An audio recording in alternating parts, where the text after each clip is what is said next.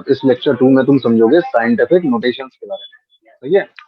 Scientific notation यानी कि अगर डेटा बहुत लंबा है तो छोटा करने के लिए तुम उसे 10 की पावर में ले जाओगे। किसमें ले जाओगे? तो फॉर्मूला हो गया साइंटिफिक नोटेशन का n इंटू 10 की पावर n। इसमें n का मतलब हो गया डिजिट, जो कि 1 से लेकर 9 के बीच में होगी। जो डिजिट होगी वो कहाँ से कहाँ तक होगी? 1 से लेकर के 9 के बीच में।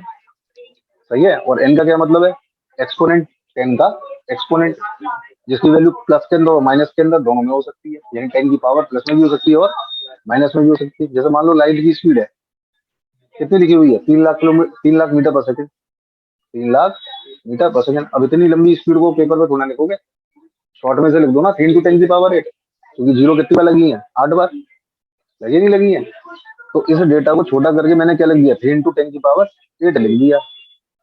ये हो गया इसका साइंटिफिक नोटेशन, यानी लिखने का सही तरीका। सही है भाई बात। अब ये जो साइंटिफिक नोटेशंस हैं ये जनरली इस्तेमाल करते हैं एडिशन में, सब्सट्रैक्शन में, मल्टीप्लिकेशन में और डिवीजन में। सही है, क्योंकि सारी कैलकुलेशन ही चारों पर बेस्ड होती है। सबसे पहले बात करते हैं एडिशन और सब्सट्रैक्शन के अंदर 2 स्टेप फॉलो करने होते हैं। सही है। पहला स्टेप क्या लिखा हुआ है? First the number are written in such a way that they have same exponent. सही है। दूसरा, द कोफिशिएंट आर एडेड और सब्सट्रैक्टेड एज द केस में बी। जो ऐड या सब्सट्रैक्ट होंगे वो केस पर डिपेंडेंट होंगे। जैसे कि तुम्हारे पास डेटा है 6.625 इंटू 10 की पावर 4 और उसमें तुमको ऐड करना है 8.95 इंटू 10 की पावर 3। पावर अलग अलग है, ऐड नहीं हो पाएंगे, सेम करनी पड़ेंगी ना पावर। दोनों साइड पावर को क्या करना पड़ेगा? सेम। तो हमने क्या किया? सेम एक्सपोनेंट कर दिया, यानी 10 की पावर दोनों की सेम कर दी। कैसे कर दी? जो डेटा 8.95 लिखा हुआ है ना, इसको अगर हम लिख दें 0.895 इंटू 10 की पावर 4, तो इसमें भी 10 की पावर 4 आ गया और उस वाले में भी 10 की पावर 4 है। अब दोनों ऐड हो जाएंगे, हो जाएंगे नहीं हो जाएंगे? आंसर कितना आ गया? 7.545 इंटू 10 की पावर 4। जैसे कि 10 की पावर माइनस का 7, उसमें ऐड करना है 10 की पावर माइनस का 8। ऐड कैसे हो पाएंगे? तो 10 की पावर माइनस 7 में से 10 की पावर माइनस के 8 को अगर ऐड करना है तो कॉमन कर लो ना 10 की पावर माइनस का 8 दोनों में से। तो अंदर क्या बचेगा? अंदर बचेगा 10 + 1। बचेगा नहीं बचेगा? तो 10 + 1 कितना हो गया? 11। तो आंसर ऐड करने के बाद कितना आ गया? 11 इंटू 10 की पावर माइनस का 8। अगर बात समझ में नहीं आ गई? सबसेक्शन में आ जाओ। सब्सट्रैक्ट हो जाएगा डेटा? बिल्कुल हो जाएगा, क्योंकि 10 का एक्सपोनेंट तो सेम है ना।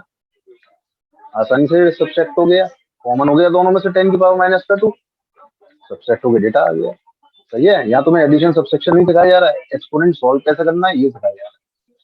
अब मल्टीप्लीकेशन और डिवीजन दोनों पर एक ही रूल लगेगा। ठीक है। जैसे 5.6 इंटू 10 की पावर 5 इंटू 6.9 इंटू 10 की पावर 8। मल्टीप्लीकेशन में कहानी क्या होती है कि मल्टीप्लीकेशन के अंदर जो पावर्स होती हैं वो ऐड हो जाती है। तो 10 की पावर 5 और 10 की पावर 8 क्योंकि मल्टीप्लाई हो रही है ना, तो दोनों को लेके ऐड कर दोगे तो आंसर कितना हो गया? 5.6 इंटू 6.9 इंटू 10 की पावर 30। बात आ गई नहीं अभी समझ में? सॉल्व करा, आंसर आ गया। ठीक है। अब डेटा कितना आ रहा है? 38.64 इंटू 10 की पावर 3। लेकिन लिखने का 10 की पावर 30 लिखने का तरीका क्या होगा? तो पहले वाली डिजिट के अंदर लिखा हुआ है 5.6, दूसरे वाले में लिखा हुआ है 6.9 लिखा हुआ है। लिखने का कायदा क्या हुआ? नंबर के बाद, एक नंबर के बाद ही तो डेसिमल है, तो जो आंसर लिखा जाएगा वो ठीक एक नंबर के बाद डेसिमल के अकॉर्डिंग लिखा जाएगा। तो जो आंसर 38.64 है उसको सॉल्व करके कितना लिखना पड़ेगा? 3.864 इंटू 10 की पावर बढ़ गया, कितना हो गया? 14 हो गया। यानी कि जब डेसिमल नंबर से पहले लगाया जाता है तो 10 की पावर बढ़ा देते हैं। सही है। अब क्वेश्चन कह रहा है कि ये सारे जो डेटा दिए हुए हैं इनके साइंटिफिक नोटेशंस लिखने हैं। तो जैसे 186,000 लिखा हुआ है तो इसका साइंटिफिक नोटेशन लिखोगे, क्या लिख सकते हैं? 1.86 इंटू 10 की पावर 5। अब तुम कहोगे सर 186 इंटू 10 की पावर 3 भी लिख लेते हैं। ऐसा नहीं, ऐसा इसलिए क्योंकि छोटे से छोटी वैल्यू निकाल के लिखनी पड़ती है। बात आ गई नहीं आ गई समझ में? सही है। क्यों? इसकी एक दूसरी वजह होती है सिग्निफिकेंट फिगर। इसके अंदर कितने सिग्निफिकेंट फिगर है? तो 0 सिग्निफिकेंट फिगर में नहीं आता, तो कितने हैं? तो आंसर को जो लिखना पड़ेगा वो इस तरीके से लिखना पड़ेगा कि इसमें 3 सिग्निफिकेंट फिगर है। तो 1.86 के अंदर कितने सिग्निफिकेंट फिगर आ रहे हैं? 3 आ रहे हैं, नहीं आ रहे हैं, क्योंकि 10⁵ सिग्निफिकेंट नहीं है। ऐसे ही 4007 को क्या लिखोगे? 4.007 इंटू 10⁻3। 0.068 को क्या लिख सकते हैं? 6.8 इंटू 10⁻⁻3। जब डेसिमल को आप उठा करके राइट हैंड साइड की तरफ ले जाएंगे, कहाँ ले जाएंगे? तो 10⁻⁻ में चली जाएगी, और लेफ्ट हैंड साइड में ले जाएंगे तो 10⁻+ में चली जाएंगी। ठीक है, ऐसे ही 7.0042 को आप लिख सकते हैं 7 इंटू 10⁻²। सही है, सॉरी 700.0 को लिख सकते हैं 7 इंटू 10⁻²। वॉट इट, आ गया टॉपिक तुम्हारे पास सिग्निफिकेंट फिगर। सही है, सबसे ज्यादा परेशान करता है ये, केमिस्ट्री में ही पढ़ाया जाता है, फिजिक्स में ही पढ़ाया जाता है। सिग्निफिकेंट फिगर क्या चीज है? तो सिग्निफिकेंट फिगर का मतलब होता है सर्टेनिटी के साथ डिजिट को लिखने का तरीका। सही है, जो डिजिट लिखी जा रही है वो सर्टेन है या अनसर्टेन है, वही बातें होंगी। यानी सही है या प्रॉपरली सही नहीं है, इसको निकालने का, मेजरमेंट करने का जो तरीका है वो कहलाता है सिग्निफिकेंट फिगर। प्रिसाइज वर्ड का मतलब वैल्यू के नियर, वैल्यू के करीब। एक्यूरेट का मतलब एग्जैक्ट वैल्यू।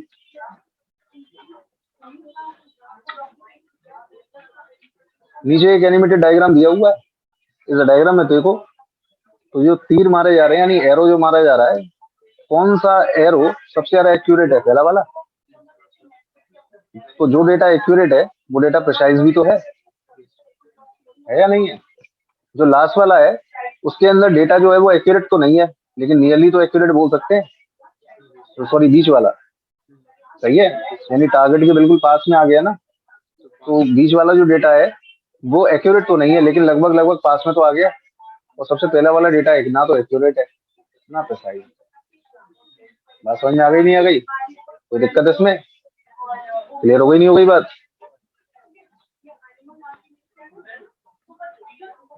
जैसे कि मान लो तुम्हारे पास 2.00 ग्राम वैल्यू दी गई है, ये क्या है? True value.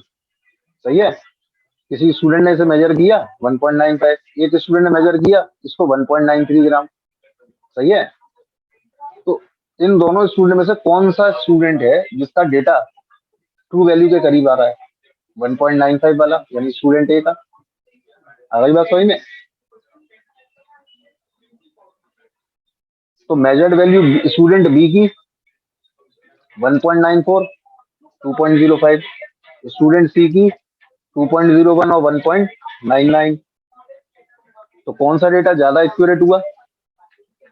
आंसर हुआ स्टूडेंट सी का। क्यों? क्योंकि लगभग लगभग 2 ग्राम के आसपास वैल्यू 1.9 और 2.01 का एवरेज वैल्यू आ रही है। बात आ गई, नहीं आ गई समझ में? क्योंकि 1.94 से ज्यादा एक्यूरेट तो 1.99 हुआ, नहीं हुआ? Rules for determining the number of significant figures. क्या रूल है? तो जितने भी नॉन जीरो डिजिट होती है वो सब सिग्निफिकेंट में आती है। जैसे 285 सेंटीमीटर लिखा हुआ है, कितने फिगर हो गए इसमें? 3। तो आंसर हो गया 3 सिग्निफिकेंट फिगर। ठीक है, क्योंकि तीनों क्या है? Non zero. Zeros preceding to first non zero digit are not significant. सही है, 0.03 लिखा हुआ है, इसमें कितने सिग्निफिकेंट फिगर हैं? एक ही है। 0.0052 लिखा हुआ है, इसमें कितने सिग्निफिकेंट फिगर हैं? 2, क्योंकि रूल क्या है? Zeros preceding to first non zero, यानी कि अगर पहला डिजिट जीरो है तो उसके बाद के जितने भी जीरो है ना, वो सब किसमें नहीं आएंगे? सिग्निफिकेंट फिगर में नहीं आएंगे। समझ में आ गई, नहीं आ गई बात? Zeros between two non zero digit are significant. जैसे कि 2.005, अब ये बीच में जो जीरो आ रहे हैं वो तो 2 नंबर के बीच में आ रहे हैं ना, ये तो काउंटेबल है ना। तो टोटल सिग्निफिकेंट फिगर कितने हो गए? 4 हो गए, नहीं हो गए? Zeros at the end or right of a number are significant provided they are on the right side of the decimal point. जैसे डेटा दिया हुआ है 0.200 ग्राम, अब उसमें पूछा रहा है सिग्निफिकेंट फिगर। सही है, तो डेसिमल के बाद के जीरो सिग्निफिकेंट में तब आएंगे जब उन जीरो से पहले कोई नंबर लिखाओ। क्या लिखाओ? तो 0.200 के अंदर जो लास्ट के दोनों जीरो है उससे पहले तो 2 लिखा हुआ है ना, नंबर आ गया ना। तो नंबर के बाद के जो जीरो आएंगे वो किसमें आ जाएंगे? सिग्निफिकेंट फिगर के अंदर। तो टोटल सिग्निफिकेंट फिगर कितना होगा इसके अंदर? 3। साथ ही साथ यूनिट भी तो लगी हुई है, तो अगर यूनिट से पहले जीरो आ रहे हैं तो वो किसमें काउंट होंगे? सिग्निफिकेंट फिगर्स के अंदर काउंट होंगे। आ गई बात समझ में, लेकिन डेसिमल से पहले का काउंट नहीं होगा, ठीक है। If a number ends in zeros that are not to the right of a decimal, the zeros may or may not be significant. लिखा हुआ है 1500 ग्राम। अब इसमें सिग्निफिकेंट फिगर निकालने हैं, तो अब इसका आंसर 2 भी हो सकता है, 3 भी हो सकता है और 4 भी हो सकता है, क्योंकि डेसिमल तो लगा ही नहीं है इसके अंदर, क्योंकि डेसिमल तो लगा ही नहीं है इसके अंदर। आ गई बात सही में। इससे बेटर है इस कंफ्यूजन को खत्म करने के लिए, क्योंकि मैंने तुम्हें अभी बताया था कि अगर यूनिट लग जाए तो उससे पहले के जीरो सिग्निफिकेंट में आ जाते, तो टोटल हिसाब से 4 सिग्निफिकेंट फिगर आ गए नहीं आ गए। और वैसे इसमें 2 भी है और वैसे इसमें 3 भी काउंट कर सकता है बच्चा। तो इसको खत्म करने के लिए इसको क्या करो, इस तरह के डेटा को किसमें ले जाओ, साइंटिफिक नोटेशन, किसमें ले जाओ, क्योंकि 1500 को तुम लिख क्या सकते हो, 15 इंटू 10 की पावर 2। अब 10 की पावर 2 तो सिग्निफिकेंट फिगर में नहीं आता है ना, तो बचेगा क्या, 15। तो कितने सिग्निफिकेंट फिगर आए इसके अंदर, कुल 2। समझ में आ गई नहीं आ गई बात, क्लियर हो गई नहीं हो गई चीज है। यानी कि जितने भी एक्सपोनेंशियल्स होते हैं वो किसमें नहीं आते, सिग्निफिकेंट फिगर्स में नहीं आते।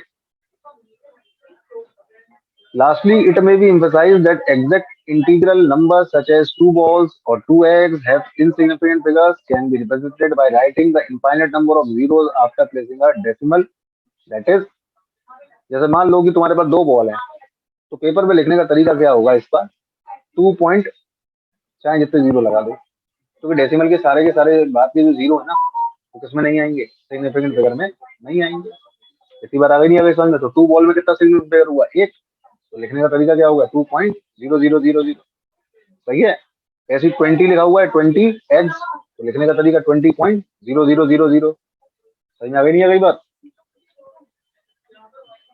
अब ये सिग्निफिकेंट फिगर का जो रूल है वो किसमें लगाना है, एडिशन और सबसेक्शन में, मल्टीप्लीकेशन और डिवीजन में। सबसे पहला केस किसका है, एडिशन और सबसेक्शन का। तो एडिशन और सबसेक्शन के अंदर the result cannot have more digit to the right of the decimal point than that at original number which has the least number of digits to the right of the decimal point in it। सही है। अब इस अंग्रेजी का मतलब क्या है, तो हमारे पास 12.11 और 18.0 है, इनको दोनों को तुमने ऐड किया, या 3 डिजिट है, एक डिजिट 0.01.012, यानी 3 डिजिट हो गए, इन तीनों को तुमने ऐड किया। सही है। ऐड करने पे आंसर इतना आ गया। आंसर कैसे लिखा जाएगा, जो पहले वाली डिजिट है उसके अंदर डेसिमल के बाद कितने नंबर है, 2। जो दूसरी वाली डिजिट है उसके अंदर डेसिमल के बाद 0 है, और जो तीसरी वाली डिजिट है उसके अंदर डेसिमल के बाद 3 नंबर है। सबसे कम नंबर किसमें है, सेकंड वाले में। तो यहाँ क्या लिखा हुआ है ऊपर, original number which has the least number of digit लिखा हुआ है। तो अपना आंसर हम किसके अकॉर्डिंग लिखेंगे, बीच वाले डेटा के अकॉर्डिंग, किसके अकॉर्डिंग लिखेंगे, यानी जब हम इसे सॉल्व करेंगे तो हमारा सही आंसर जो बोला जाएगा वो किसके अकॉर्डिंग बोला जाएगा, सेकंड वाले। तो सही आंसर क्या होगा, 31.1। बात आ गई नहीं आ गई समझ में। अब इसमें हम राउंड ऑफ भी कर सकते हैं, क्या कर सकते हैं, राउंड ऑफ। तो ये डिपेंड करता है राउंड ऑफ कर पाएंगे या नहीं कर पाएंगे, वो रूल के अकॉर्डिंग। समझ में आ गई नहीं आ गई बात। ऐसी मल्टीप्लीकेशन और डिवीजन में क्या चेक करते हैं, तो मल्टीप्लीकेशन और डिवीजन जब करते हैं तो इन ऑपरेशंस के अंदर जो रिजल्ट लिखा जाता है वो लिखने का तरीका होता है सिग्निफिकेंट फिगर्स के अकॉर्डिंग। सही है। कैसे, उसको समझो। 2.5 और 1.25 का मल्टीप्लाई किया, पहले वाले में कितने सिग्निफिकेंट फिगर हैं, 2, मल्टीप्लाई करो 1.25 के साथ, इसमें कितने सिग्निफिकेंट फिगर है, 3। सबसे कम किसमें है, पहले वाले में। तो इसका आंसर अब जो भी आएगा वो फर्स्ट वाले डिजिट के, फर्स्ट वाले डेटा के अकॉर्डिंग आएगा। तो मल्टीप्लाई करके आंसर कितना इतना आया, 3.125। लेकिन लिखा कितने तक जाएगा, मात्र 2 सिग्निफिकेंट फिगर। तो आंसर इसका सही क्या हुआ, 3.1, क्योंकि 3.1 में कितने सिग्निफिकेंट फिगर आ गए, 2 आ गए नहीं आ गए। आ गई बात सही में। ये किसमें रूल लगा, एडिशन सबसेक्शन और मल्टीप्लिकेशन डिवीजन में। एडिशन सबसेक्शन में क्या चेक करते हो, डेसिमल के बाद, और एडिशन मल्टीप्लिकेशन डिवीजन में number of least significant. Clear हो गई नहीं हो गई बातें। नेक्स्ट आ जाओ, rules in rounding the number, यानी कि राउंडिंग ऑफ। सही है। The digit on the extreme right that is large digit of a number may be removed if the rightmost digit to be removed is more than 5, the preceding number is increased by 1। 1.386 लिखा हुआ है, इसका round of करना है। सही है। तो तुम ये चेक करो कि 8 के बाद जो नंबर है 6 वो मोर देन 5 है या नहीं है। तो आगे वाले का राउंड ऑफ कर दो, आंसर कितना हो गया, 1.39। हो गया नहीं हो गया। If the digit is removed is less than 5, the preceding number is not changed। जैसे 6.35, सही है। अब इस 6.35 को अगर तुम चेक करो तो for example if 6.35 is to be rounded by removing 5 we have to increase round off to 6.2 only. आ गई बात समझ में? यानी 6.35 का तुमने राउंड ऑफ किया लेकिन लास्ट वाली डिजिट क्या लिखी हुई है? 5 लिखी हुई है। क्या लिखी हुई है?